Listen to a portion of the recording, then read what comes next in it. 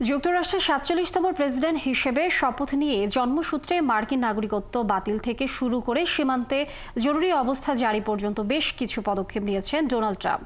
তবে এ নিয়ে তীব্র সমালোচনার মুখে পড়েছেন তিনি, কারণ জন্মসূত্রে নাগরিকত্বের বিষয়টি সাংবিধানিক অধিকার। এটি বাতিলে কংগ্রেসের উচ্চ ও নিম্নকক্ষের অনুমোদন, এমনকি আদালতও মীমাংসার প্রয়োজন হতে পারে। আর জানাচ্ছেন মাহফুজুর রহমান। জন্মসূত্রে মার্কিন নাগরিকত্ব নিয়ে প্রেসিডেন্ট ডোনাল্ড ট্রাম্পের নির্বাহী আদেশের বিস্তারিত এখনও জানা যায়নি, তবে এই সুবিধা বিলোপ করতে চান তিনি।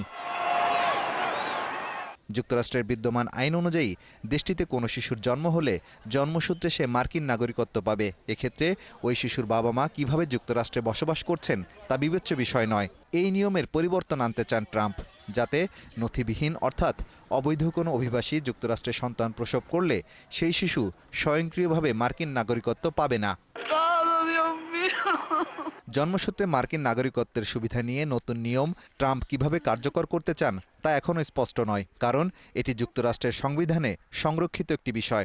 ট্রাম্প এই সাংবিধানিক অধিকার কেড়ে নিতে চাইলে তাকে কংগ্রেসের নিম্নকক্ষ, প্রতিনিধি পরিষদ এবং উচ্চকক্ষ সিনেটের 2/3 সদস্যের সমর্থন প্রয়োজন হবে।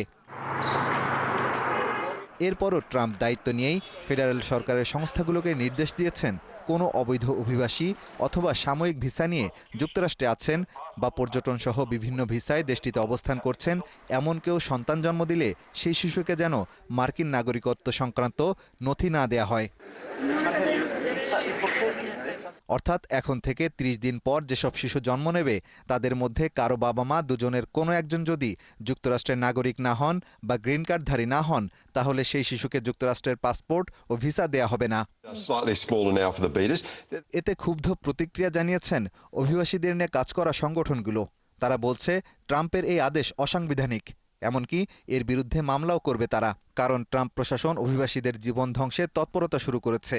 এটি রীতিমতো আমেরিকার মূল্যবোধের বেপরোয়া ও নির্মম প্রত্যাখ্যান।